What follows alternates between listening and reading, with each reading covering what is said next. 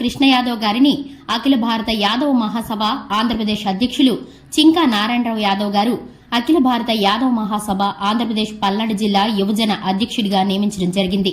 జక్కుల కృష్ణ యాదవ్ మాట్లాడుతూ తనపై నమ్మకంతో అఖిల భారత యాదవ్ మహాసభ పల్నాడు జిల్లా యువజన అధ్యక్షుడిగా తనను నియమించినందుకు ఆంధ్రప్రదేశ్ అఖిల భారత యాదవ్ మహాసభ